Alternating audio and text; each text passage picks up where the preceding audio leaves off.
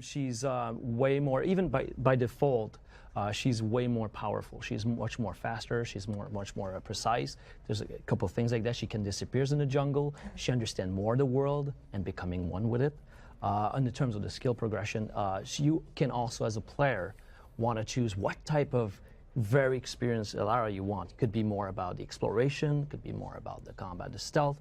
Could be much more about the everything that is about building or way to move into the world. So it's very pushing that to the next level.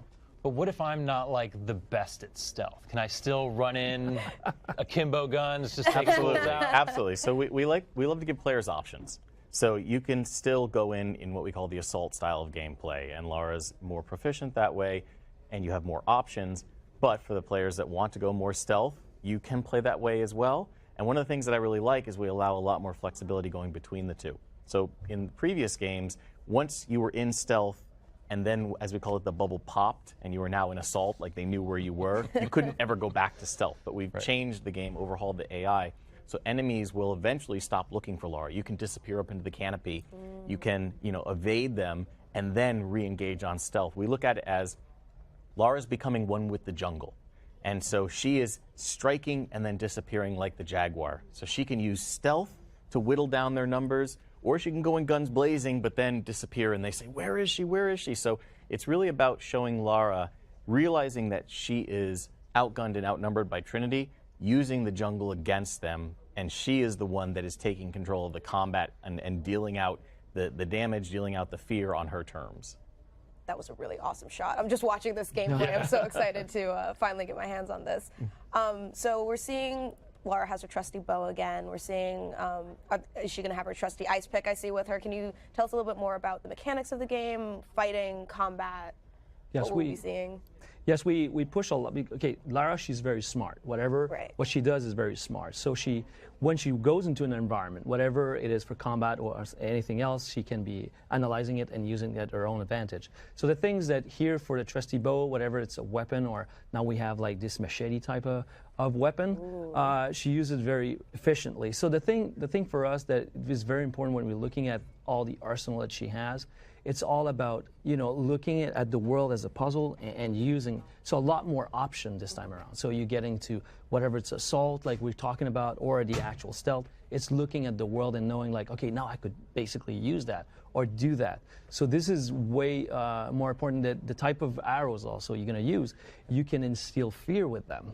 So you can scare them or you can really create fear. There's a Jaguar Javelin, which is a special kind of arrow that she can craft on the fly, and it makes people thinking that the jungle itself, the animals or everything is attacking them, so they're turning around and say, what? And they're attacking their enemies. So everything from the stealth to assault, we're trying to make sure that you have a lot of options and freedom to do whatever you want to do. Awesome. And I heard you mention puzzles, and puzzles are obviously a huge part of every Tomb Raider campaign. Can you tell us maybe what the balance between puzzles and combat will be? I know that you said this is just a larger game in general, so are we looking forward to like some real nail-biting, like mind-boggling puzzles? We are, and I think that we look at the world itself as a character, and the world is protecting its secrets. And Lara is one of the few people that can go into these hidden pockets of the world and survive. And so we put Lara in a jungle. It's one of the deadliest places in the world. Everything is trying to kill you. So in addition to the puzzle playing out into the traversal, we have new skills like Lara having a rappel, being able to wall run, so you have to figure out how am I going to get to new areas. We put them into the combat, as Dan was saying, so that you're approaching it like, okay, what skills do I need to use? Lara's learning from what happens to her. For example, there's a scene where she's faced off with a jaguar, and then another jaguar is using that distraction to sneak up behind her, and Lara learns, okay, using distraction. And then after that, you're able to use a distraction arrow to make an enemy turn around quickly and fire and shoot his friends. So Lara learns from the world in a puzzle like that.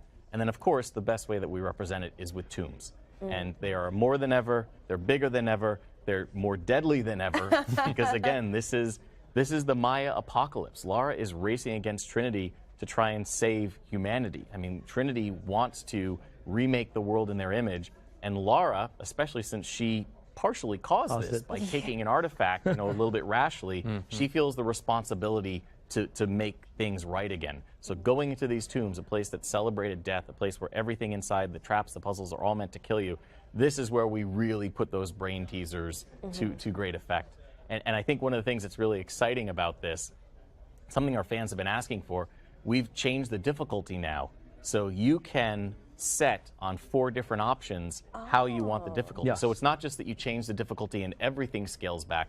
You can change the traversal, the navigation, the combat, and the puzzle difficulty independently. So for example, when you are in a puzzle situation, if you're on easy, Laura's going to talk to herself, give herself plenty of hints. If you're on normal, she may make some passing references. On hard, she won't talk to herself at all. Where was this? This is my new. whole life. This is completely new. This. And here, you'll love this. You'll love this even more on the traversal. It's something our fans have been asking for. On the navigation, if you want to figure out where you can go in the environment, again, it's reinforcing that puzzle part. You know, we have sort of the white ledge markings to show where you could climb up or do a double jump. In easy, they are there. In normal, they're actually a little bit more blended into the background, and in hard, they're gone. So the idea is that from the community's requests, we've overhauled the difficulty so you could have difficult combat, easy navigation, and medium puzzles if you want. Or if you just wanted to be literally Lara Croft, you could just turn everything to hard. You changed everything to what we call Ultimate Survivor mode. No, it's Deadly Obsession. Yeah, and it's crazy because it's bringing what on Rise we call the Ultimate Survivor, and we push it to the next level. So it's even because the game in general is harder. Right. Because we want to showcase how how the Lara is much more competent in what she does.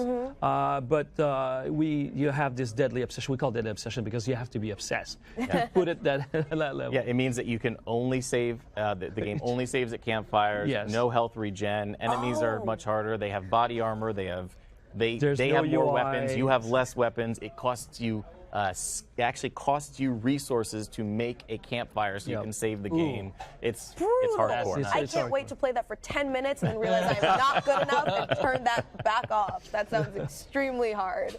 Oh my goodness. I mean, as I was talking to you earlier, as a long time Tomb Raider fan, I think my first Halloween costume when I was a little girl was like Lara Croft. That is awesome. So this is the franchise for me. I'm just so happy to see Lara even getting closer to her OG costume a little bit. It seems like it's changed it a little bit more. And it's with our modern survival action take on it, right? We always want to view things through that modern lens.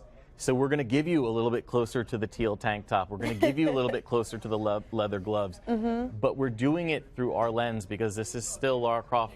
She's still on her way to becoming that sort of legend that everybody knows. But this is absolutely her at the height of her powers. This is what I like to call pre-locking Jeeves in a freezer. But still the amazing badass that we've come to know and love. And as you were saying, getting back, look at her muscles, my God. Yes. That was a conscious effort as well. Oh, exactly. She's so buff. Because when you're looking at the traversal, again, remember, she's been through a lot. Right. And when you're looking at the traversal now, she has not just the wall running, not just the rappelling, she will climb upside down on ceilings at points. Is she life goals or wife goals? I do not know. Maybe definitely both. She's so phenomenal. I'm so excited to get back into the world of Lara, like being in this mindset and playing this character, one that we've known for so many years. It feels like going home.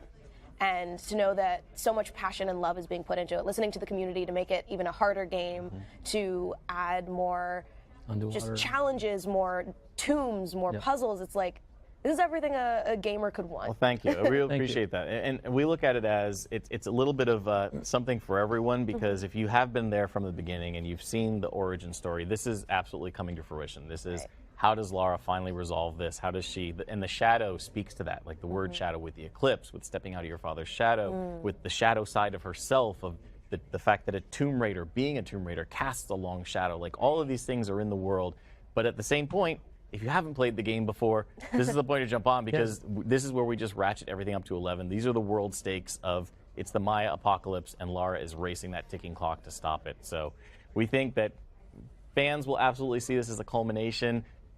People who haven't played it will see it as, okay, this is the defining moment. This is when Lara becomes the Tomb Raider. So this is the wrap-up to the story that we've This is the wrap-up of the origin story. Of the origin story.